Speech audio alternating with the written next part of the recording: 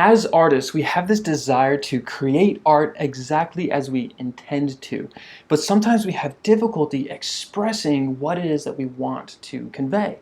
And so in this video, I'm going to give you a clear process for creating any background in any painting, and through that, you're going to see just how easy it is to create art without limitations when you have a solid process that you can rely on. Welcome to Open Art Critique number 11, where we will be critiquing this elegant painting by Jen Baxter. So Jen shared with me that she's struggling with adding more contrast and, quote, "I cannot for my life figure out backgrounds." And this is actually really great because she's already pinpointed the two biggest issues in her painting. But before we get into making this better, let's just appreciate the subtlety in here for a moment.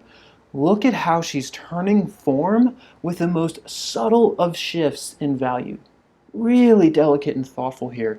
She's already done all of the hard work, and she really just needs a little bit of knowledge, a little bit of stepping back and solidifying the overall impression. And that's going to happen through contrast, through a process. And this is why having a process is so important, because it's there to guide you and keep you on track. You can confidently put the contrast in without taking away from all of the elegant subtlety in her painting. Because whether you like it or not, this white space is a major contributing factor to the overall impression of the horse.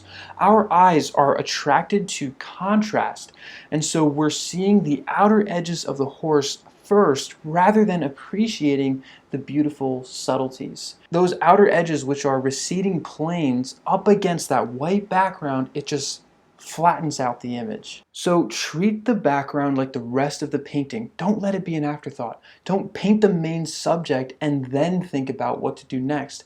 Especially if you don't have reference, you're going to want to create the environment that the main subject belongs in first. Even if you don't want to place it in a real space, think about how you can use every inch of your canvas to accentuate what you want to pull out of the piece. And remember, in order to pull something out, you're going to have to push other things further in. Otherwise, everything is going to be vying for the same amount of attention, creating like sound waves that clash against each other, distorting clarity. So let your viewers go on the journey that you want them to go on. And pulling things out, pushing things back, now we're talking about depth. And we can create depth by using the fundamentals through a process. So now that we've adjusted our thought process, we have direction. We want to determine what we want to pull forward and what we want to push back. So we know that the horse's head is the closest thing to us, so we want to pull that forward.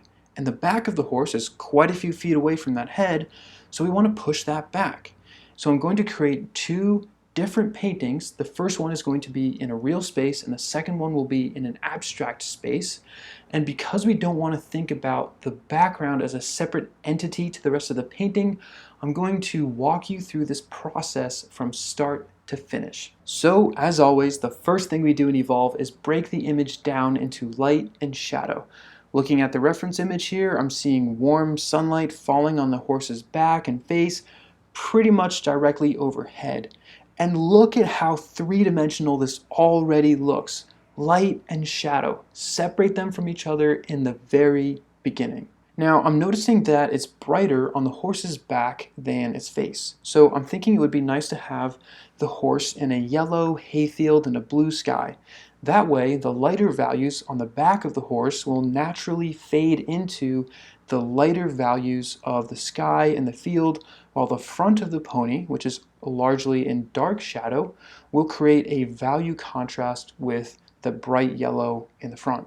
Now that we have this, I'm seeing a need for some cast shadows from the pony in the hayfield, which will be broken up by the stalks of hay, and I'll drop in some shadows in the distance to give the impression of a rolling hill. I'm thinking about it like it's a form shadow, which it technically is. It's just broken up. And now that I can see the environment that the horse belongs in, I can establish my overall values and colors in the horse. Basically, I made a light value and a shadow value for each big color shift. Now we also have a foreground that we need to address, so I'm going to block in these individual stalks of hay. I'm not trying to make a masterpiece out of this painting, just trying to capture the overall impression so that I can make a point in this video. But look at how much ground we've covered just by thoughtfully planning out this painting. It's going to be really, really easy to build it up from here. So now we can create gradients for our form shadows, which is really going to start turning the form. And while I'm at it, I'm going to soften some of my other edges as well, like in the hair. Then, just by adding an additional value to the lights on the horse, I can really start capturing the nuances in the form. And this is where Jen would really stand out if she was doing this one. And you can see how, even though I'm working in color, the process I'm following is really similar to the last critique I gave on making grayscale portraits. Every value decision I have made so far has been based on, not by copying a photograph, but based on my assessment of light and shadow in this scene. The light and shadow has been my guide all the way up until this point. But we still haven't done anything to give this painting the impression of depth or atmosphere, and so now we're going to use the same fundamentals, but approach our decisions through the lens of creating depth. And when you get to an advanced level, you really want to juggle all of these things and build depth into the painting from the very beginning. But for this video, I'm isolating all of these things so that you can see the effect that they create. To create depth, we need to manage our contrast relationships for each of the fundamentals and selectively expand the contrast as we come forward. Basically, low contrast pushes back, high contrast pulls forward, soft edges push back, sharp edges pull forward, and for color, the further away something gets, the closer it will become to the color of the background or the environment that it's in. I'm going to be juggling all three of the fundamentals at the same time, but if you want a more thorough, detailed process on this, then we have more videos on that you can watch later. So I'll start with the background and make the colors and values of this hill more like the sky.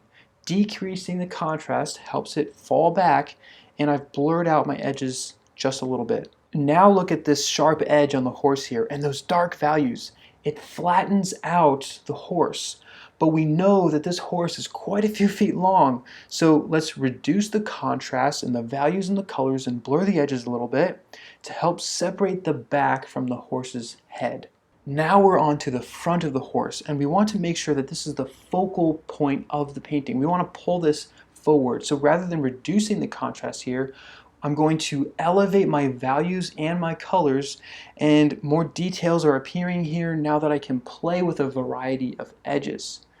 And finally, I'm going to lay in some darker shadows and some highlights to complete the overarching gradient that is taking place here. This gradient from less information to more information, less contrast to high contrast. Now, I made this depth in 4 stages, but you can fill in the gaps. The beauty of painting is that you can be really selective. So if I drop in some warm and cool temperature shifts to capture the light reflecting off of the hayfield and the sky, I can continue to bring this painting to life through a structured process. Now, if you were making a traditional painting, which is my area of expertise, then you can make this process easier by starting out with everything being blurry and muted and then selectively pulling things forward. And that would be following our technique that we teach in block 6 of the Evolve program. And if you want to see how that's done, you can watch Kevin paint his Grandmaster portrait where he explains his process as he goes. Now let's apply the same concepts to an abstract space that has no clear mass or form. So for this, I want to choose an overall color and value that will both allow me to easily connect the horse to the space and also help bring other areas out. So because I want the back of the horse to fall into space, I'm going to use a value that is really similar to the light on the back. And I chose a color that is relatively gray, but still in line with the colors in the shadows on the horse, so that the variety of rich colors in the light stand out more. Now I want to add a darker value to help connect the front of the horse to the rest of the environment. If I add that darker value here, it increases the contrast in the back, which I don't want. I want to use the environment to bring the right side of the horse forward and the left side back. So I'll do this instead. Look at how the shadows on the bottom left are now connected and anchoring the horse to the environment, and meanwhile there's a strong contrast on the horse's right side pulling it forward. And it's all following the natural flow of light coming from above, and by using a grayish purple, I've accentuated that feeling of light. Now we can anchor the horse into the environment even more by making the color more like the background and the shadows, because the shadows tend to mimic the overall atmosphere more than the additional light rays bouncing off the areas in the light. But now the contrast between the brown background and the purple is screaming for attention, so I'm going to reduce the contrast in color and value, pushing that back. Again, I want the background to help draw attention to the horse, not the other way around.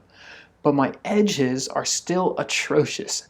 So by softening the edges with additional subtle colors and in-between values, I can help the background fall into space, which in turn brings the head of the horse forward. And look, if I went overboard with this, I run the risk of making the background and the subject matter go to war against each other. But instead, I'm using these relationships to make the viewing journey enjoyable based on my understanding of the fundamentals to get the effect that I want and methodically place the horse into space, even though it's all abstracted. These simple, basic principles of depth gave me clear direction and guided me every step of the way to complete this composition with no guessing involved. It gives me confidence that I could deliver a commission on this. And by the way, this is my first time painting a horse. I've never painted a horse before, but it's not my first time because I've been painting values, edges, and color for over 10 years now. This is just a compilation of values, edges, and color, and because I know those fundamentals, those building blocks so well, I have the confidence to paint anything. The process that I've been adhering to has never let me down every single time. But also look at how the different context gives the horse a different impression. This one is like, let's go play together or something, while this one is like, power pony. So there's also an aspect to using these fundamentals in a way that creates the mood that you want, and that brings us back to being able to fulfill your intentions. It starts with an understanding and a process in the same way that we learn any other language. You have to learn the ABCs before you write poetry. And once you have those fundamentals down, you become unleashed to create art without limitations. You want a white background? Let's do it. Boom! It's the same exact process. I just started with making my values in color in the back of the horse, more like the background, decreasing the contrast, softening the edges, and then for the front, I increase the contrast in a way that also anchors the chest to the rest of the space, just juggling the values, edges, and color in different ways using the same principles. And it looks like I'm breaking the rules, but I'm really just following this methodology. It's so much easier than people realize. So let's recap. First, whether you leave it untouched or not, the environment plays a huge role in your painting, so always think of it as part of the painting, not as an afterthought. And second, the environment is always determined by the light. So understand how light works so that you can create a believable environment. Third, think about how you can use every inch of your canvas to accentuate what you want to pull out of the piece. Pull things out, push things back, and to do that, you need to understand how to create depth using values, edges, and color. And fourth, follow that clear process based on these principles of light and depth to guide you every step to the finish line of whatever it is that you're making so that you can sign your paintings with pride. And the Evolve training program is the fastest way to ingraining that process and these fundamentals into you so that you can create art without limitations. So come join our program. And Jen, your painting is so elegant and beautiful, just delicately controlled. You've already done all the hard work. all that's left is just to overlay some darker shadows to reinforce your light and shadow relationship, which is going to be a great guide for getting you comfortable with increasing contrast. And for future paintings, use these principles of contrast to pull things forward or push them back in order to create your environments and make them truly finished works of art. And seeing that you're already managing these subtle value relationships in this horse tells me that once you get a handle on these fundamentals, you're going to be dropping jaws left and right. Right? Like, this is the easy stuff. The fundamentals are just these basic overall impressions. It's so easy. You're already putting in this meticulous, delicate work. Combine those two things, and you will be flooring people. So thank you for sharing this wonderful, wonderful piece with us. If you learned something from this video, please like and subscribe. And if you want to learn more about how you can create art without limitations, check out Kevin's masterclass in the description of this video. And my name is Daniel Fulta with Evolve. This is what we do. We show people the path to gaining the skills necessary to create art without limitations, to take these things that are locked away in your brain, in your heart, and give you the means by which to finally get them out and share them with the world. And I hope that you learned something very powerful from this video. So this was so much fun. Thank you, everyone, and I wish you all happy, happy painting.